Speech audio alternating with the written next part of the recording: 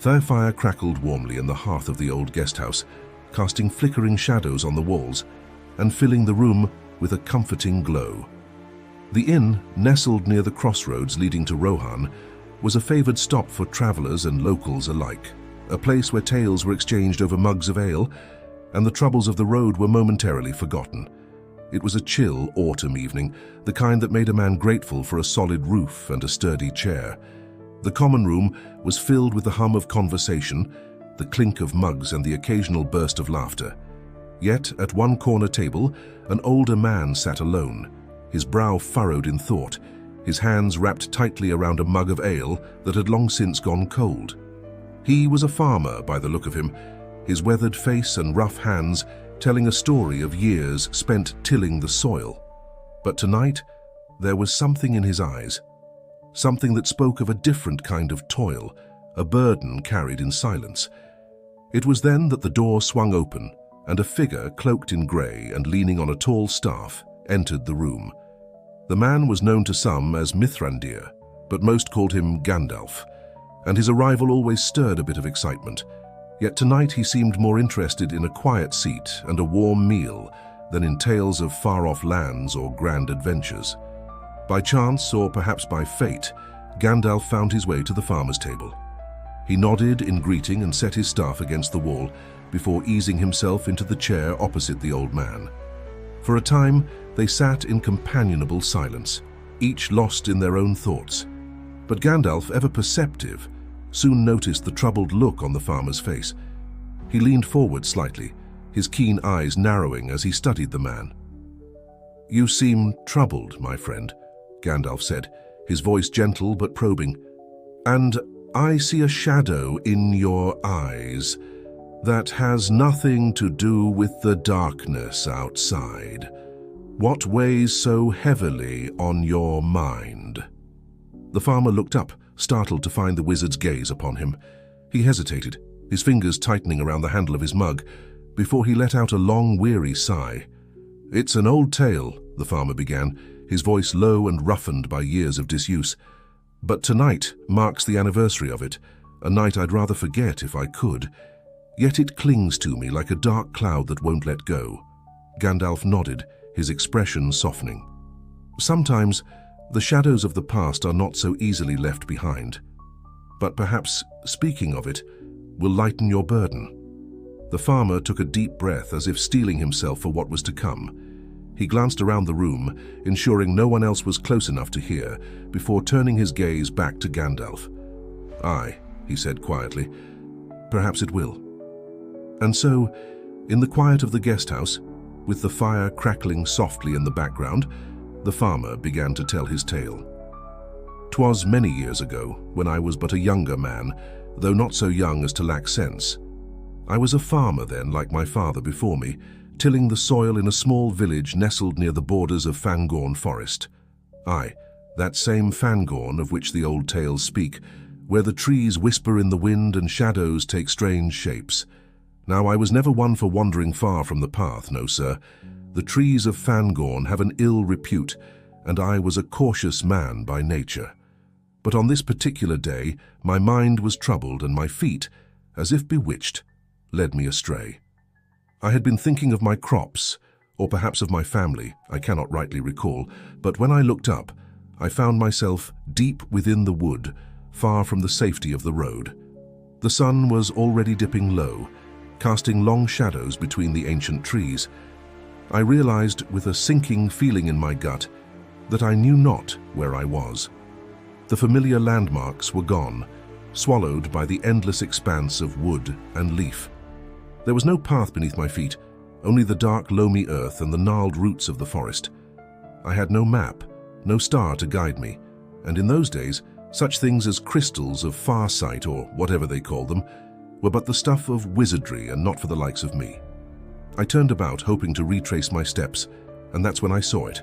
A bridge, old and forgotten, hidden away in the depths of the forest. It spanned a narrow stream, more of a creek really, but the bridge itself was a relic, ancient as the stones of Gondor, or so it seemed to me.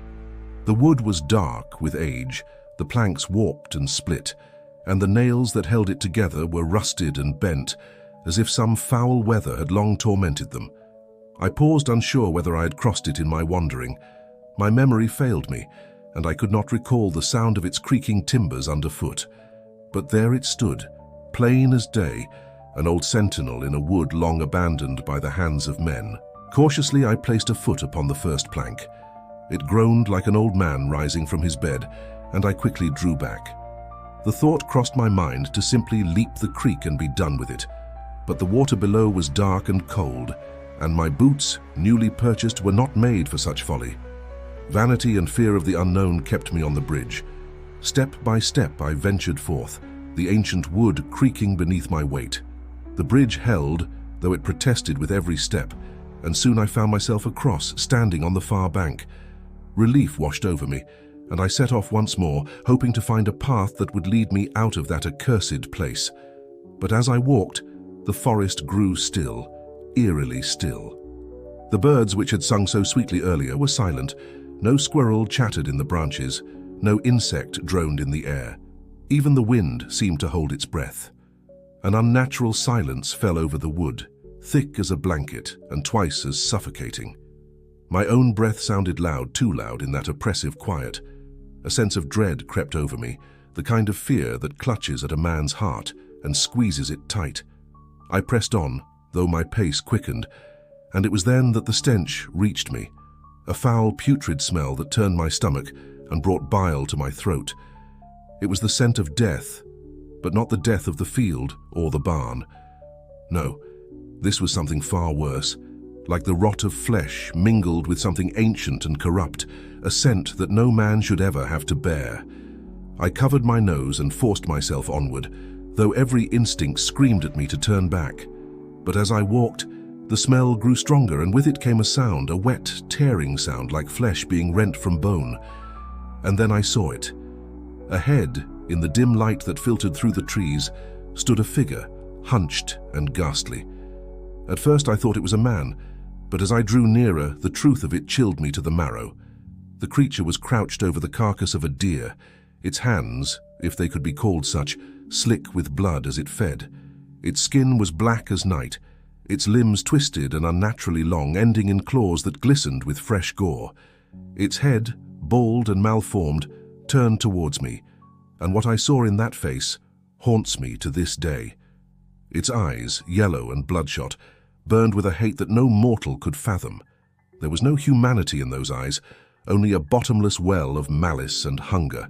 Its mouth was a gaping maw of jagged teeth, stained red with the blood of its prey, and as it rose to its full height, towering over me like a shadow of death, I knew in my heart that I was facing no mere beast, but something born of the darkest nightmares. For a moment, we stood there, man and monster, each waiting for the other to make the first move. Then, as if by some unspoken signal, the creature lunged at me with a speed that defied its size. I turned and fled, my heart pounding in my chest, my legs carrying me faster than they ever had before.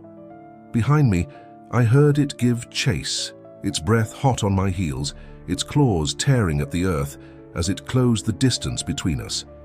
I knew I couldn't outrun it, but desperation drove me onward. By some stroke of fortune or the will of the valor, I tripped over a root and fell just as the creature leapt at me. It sailed over my prone form and crashed into a tree, letting out a screech that curdled my blood.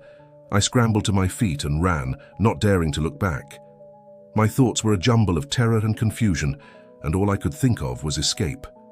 I don't know how long I ran, but eventually, through the haze of fear, I saw it, the bridge, standing like a beacon of hope in the gathering gloom.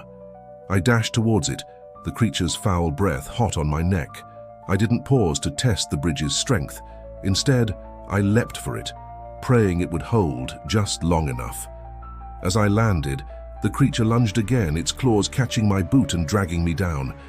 I kicked wildly, and by some miracle, my boot slipped off, leaving the creature with nothing but leather in its grasp. I scrambled across the bridge, expecting at any moment to feel those claws sink into my back.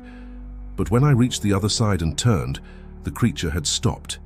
It stood at the edge of the bridge, glaring at me with those hateful eyes, but it did not follow. Instead, it let out another screech, this one filled with a fury that shook the very leaves from the trees before turning and slinking back into the shadows from whence it came. I collapsed then and there, too exhausted and terrified to care about anything but the fact that I had survived. When I awoke, the sun was rising, and the terror of the night before seemed almost like a bad dream. But the missing boot and the foul stench that still lingered in the air were proof enough that it had been all too real. I made my way out of that cursed wood, and I swore then and there never to stray from the path again. But the memory of that bridge, and the creature that dwelled in the shadows beyond it, stayed with me. A few years later, I returned to Fangorn with a jug of oil and a flint. I found the bridge easily enough, as if it had been waiting for me, and I set it ablaze. As the flames consumed the wood, I heard that screech again, echoing through the trees like a death knell. I don't know what that creature was, nor do I care to. Whether it was some ancient evil, a demon of the dark places, or something even worse, I cannot say. But I do know this: if you ever find yourself lost in the woods and you come upon an old forgotten bridge, turn back. Turn back and never look behind you, for some things are better left undisturbed, and some evils should never be faced. Now enough of my ramblings, and let us drink to safe roads and well-lit paths. May you never know the fear that once gripped this old farmer's heart, and may your journeys be free of the shadows that lurk in the dark places of the world.